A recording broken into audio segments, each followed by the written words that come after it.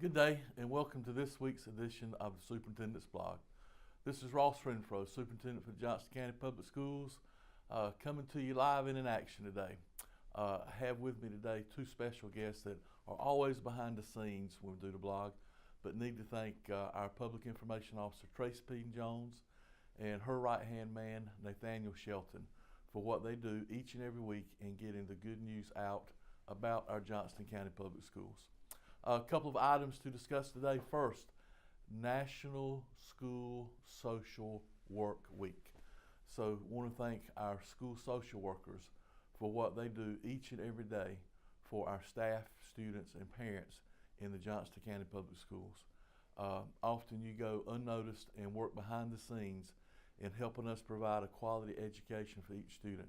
But please know, we could not achieve what we achieve without your efforts. So if you see a school social worker today or anytime this week, stop and tell them thank you for what they do each and every day. Second part of our blog today, we want to talk about facilities. As we head into the spring, I would remind you all that last year during our kitchen table conversations, overwhelmingly a concern brought to us by our parents involved in that were the state of our facilities. And it appears, based on perception, that there's a group of haves and have-nots in the Johnston County Public Schools.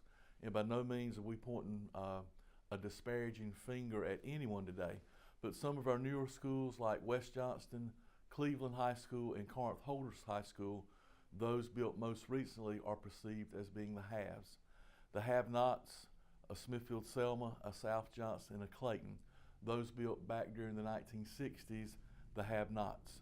So if you look at what the newer schools have and what the older schools do not have, we try to reconcile a way to close the chasm.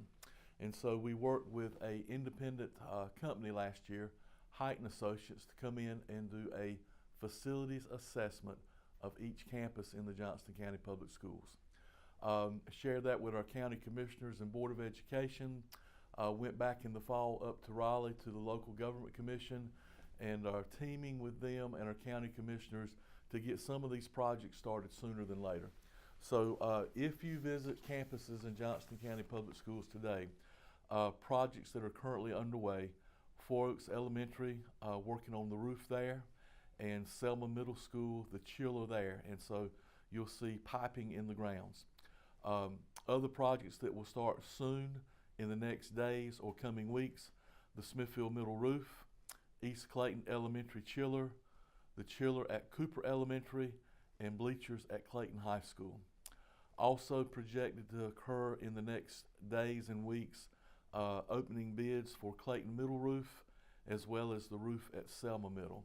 And then probably the next two projects that will be bid out will be a roof at South Johnston and a roof at Triple S. Now, I could go on for probably 15, 20 minutes, and no, you don't have time to hear all that. But what I've asked Nathaniel and Tracy to do is connect or post a list of those complete projects that the LGC money will be covering, so that you can have access and see what it is we're doing with that money. So facilities always concerned. We want to make sure our students are in a safe and orderly learning environment. Hard to learn when you have buckets in the hallways and classroom collecting rainwater. So our standard is too high for that to happen in Johnston County Public Schools, and we applaud everyone for helping us reconcile that issue.